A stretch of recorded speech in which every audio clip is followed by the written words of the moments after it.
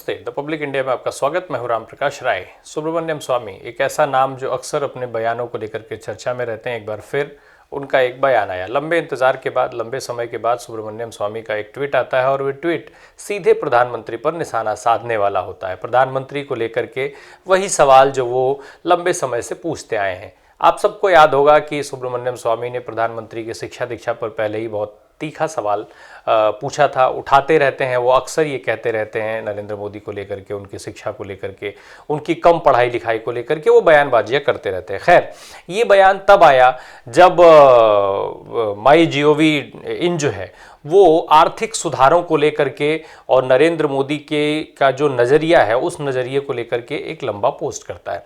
उस पोस्ट को फोकस करके एक अखबार जो है वो अपने सोशल मीडिया साइट पर एक ट्वीट करता है और उस ट्वीट के जवाब में सुब्रमण्यम स्वामी का ट्वीट आता है।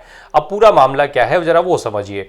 दरअसल प्रधानमंत्री नरेंद्र मोदी जो आजकल जो इकोनॉमी पे बात कर रहे हैं, अर्थव्यवस्था में तेजी से सुधार की बात कर रहे हैं, उनका बयान आता है और MyGov इनके ऊपर जो है वो विस्तार पूर्वक उनके बयानों का लिखा जाता है, जिसमें कहा जाता है, जिसमें प्रधानमंत्री की तरफ से ये बताया गया है कि भारत की जो सरकार है आज वो ईज ऑफ लिविंग पर ज्यादा काम कर रही है। यानी आपके जीवन को सरल बनाने के ऊपर पूरा फोकस सरकार का है, नरेंद्र मोदी जी का है बतौर प्रधानमंत्री।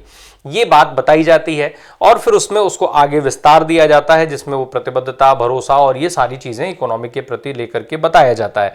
अब इसको सोशल मीडिया पर खुद प्रधानमंत्री पोस्ट करते हैं अपने ट्विटर, उनके एक्स अकाउंट पर जाकर के आप उसको देख लीजिए, आपके स्क्रीन पर भी दिख रहा होगा। जब नरेंद्र मोदी खुद इसको शेयर करते हैं, इसको शेयर करते हुए नरेंद्र मोदी इस बात की प्रतिबद्धता को दोहराते हैं कि भाई जो ये सारी चीजें हैं, आर्थिक सुधारों के लिए जो कुछ भी आवश्यक है वो सारे कदम उठाए जाने हैं। उसको वो जो है वो कमिटेड बताते हैं अपनी सरकार को उसके प्रति, यानी ईज ऑफ लिविंग के प्रति, यानी आपके जीवन को और सरल बनाने के लिए जो कुछ भी संभव है सरकार उसके लिए प्रतिबद्ध है। ये बात नरेंद्र मोदी दोहराते हैं।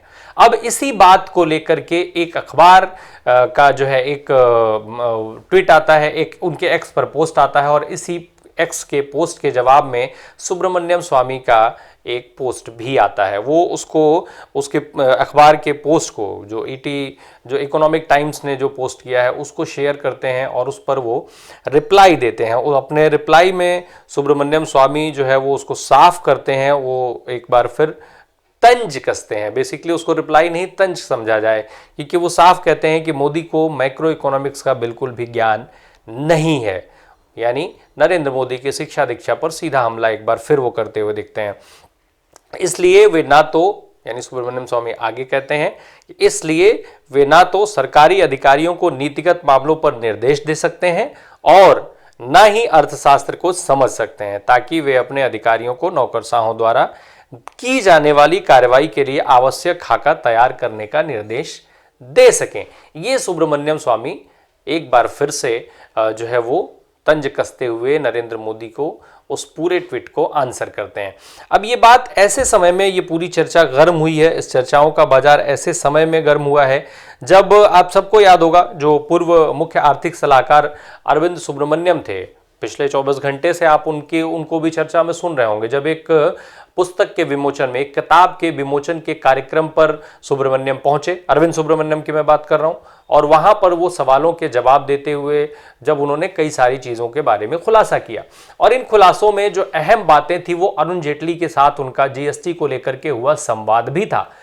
ये जब अरविंद सुब्रमण्यम से पूछा गया, आप सबको याद होगा कि 4 साल के कार्यकाल के बाद उन्होंने इस्तीफा दे दिया था, जिसको लेकर के खूब बातचीत हुई थी। तब ये कहा जा रहा था कि सरकार के साथ किसी विवाद के चलते ये इस्तीफा हुआ है, लेकिन अरविंद सुब्रमण्यम ने कहा कि नहीं, कि कोई विवाद नहीं था। अब हालांकि इस पर और कोई क्या कहेगा, बाकी आप समझते रहिए। लेकिन जीएसटी पर जब बात हुई तो अरविंद सुब्रमण्यम ने कहा कि वो एक दौर था जब वो अरुण जेटली को, जो वित्त मंत्री थे उस समय, उनको दिन में 10 बार टेक्स्ट करते थे और उस टेक्स्ट में वो जीएसटी के स्लैब को लेकर के खुश नहीं थे, उसके साथ वो सहमति नहीं रखते थे।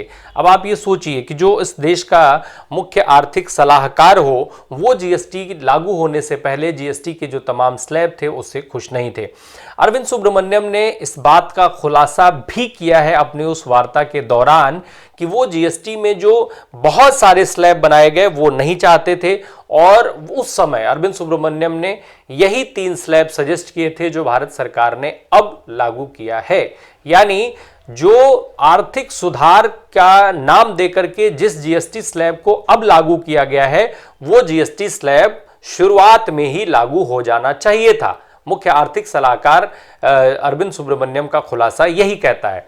लेकिन अरुण जेटली उस समय शायद अरविंद सुब्रमण्यम के साथ सहमत नहीं हो पाए, या फिर सरकार का जो प्लान था वो कुछ और। अब सरकार का प्लान क्या था वो हम सब देख चुके हैं। जिस तरीके से टैक्स कलेक्शन को लेकर के ये सरकार लगातार जो है वो फोकस्ड रही है, और ऐसे में टैक्स कलेक्शन की वाहवाही करने का काम लगातार करती रही है, और उसी टैक्स कलेक्शन की जो है वाहवाही करने के बाद तमाम ऐसे लोगों को, तमाम ऐसे उद्योगपतियों पर जिनसे सरकार की नजदीकी का आरोप रहा या फिर उनसे मोटा चंदा आया, उनसे चाहे वो इलेक्टोरल बॉन्ड के जरिए हो या दूसरे तमाम माध्यमों से जो मोटा चंदा आया, उनको कई तरीके की छूट दिया जाना भी इस टैक्स के पैसे के इस्तेमाल के तौर पर किए गए। ये आरोप केंद्र की वर्तमान सरकार पर साफ तौर पर लगता है, और ये लगातार लगता चला आ रहा है। हमने ऐसे कई मामले देखे भी हैं जब हम कई हजार करोड़ की छूट जो है उद्योगपतियों को दी गई है, और ये ऐसे छूट हैं जो उनके कर्ज में दिए गए। उद्योगपति की दौलत जो है वो लगातार बढ़ती रही, उसके बावजूद भी आखिर उनको छूट क्यों दी गई, ये सवाल बड़ा है, और ये सवाल सरकार से लगातार लोग पूछते रहे हैं। पर सरकार हर बार की तरह मौन रही है और उन सवालों को कभी एड्रेस नहीं करती है। आज नरेंद्र मोदी जी भले ही ये बात कह रहे हो कोई कि भारत की सरकार आर्थिक सुधारों के लिए ईज ऑफ लिविंग पर फोकस्ड है, और उसके लिए वो कमिटेड भी है, प्रतिबद्ध भी है, पर ये जो तमाम सवाल हैं जो आर्थिक सुधारों को सीधे तौर पर प्रभावित करते हैं कि आखिर आप देश की जनता से टैक्स लेते हैं और तमाम बड़े उद्योगपतियों को बड़ी बड़ी राहतें देते हैं, बड़ी छूट देते हैं, तो ये दोनों चीज़ें एक साथ कैसे? और अगर ये छूट न दी जाए तो क्या वो तमाम जो हजारों लाखों करोड़ की राशि है वो देश के विकास में, आर्थिक सुधारों के लिए सीधे तौर पर इस्तेमाल नहीं हो सकती है? क्या देश की जनता को उसका सीधा लाभ नहीं मिल सकता है? तो ऐसे समय में ये पूरा विवाद जो है खड़ा हुआ है। जब अरविंद सुब्रमण्यम ने जीएसटी के स्लैब को लेकर के खुलासा किया,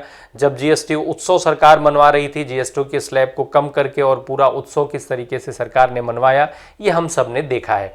ऐसे में ऐसे समय पर इस चर्चा का आना और फिर उस पर सुब्रमण्यम स्वामी का ये ट्वीट आना एक बेहद इंपॉर्टेंट हो जाता है। सुब्रमण्यम स्वामी एक बार फिर लंबे समय से सोशल मीडिया से दूर थे, लेकिन उनका ये ट्वीट नरेंद्र मोदी के पूरी जो दावे हैं उनकी हवा निकालने के लिए पर्याप्त माना जा रहा है, पर्याप्त तौर पर देखा जा रहा है, और शायद यही वजह है कि ये ट्वीट ज़बरदस्त वायरल भी है। एक्स पर, तमाम सोशल मीडिया साइट्स पर इसको लेकर के चर्चाएं चल रही हैं। शुक्रिया।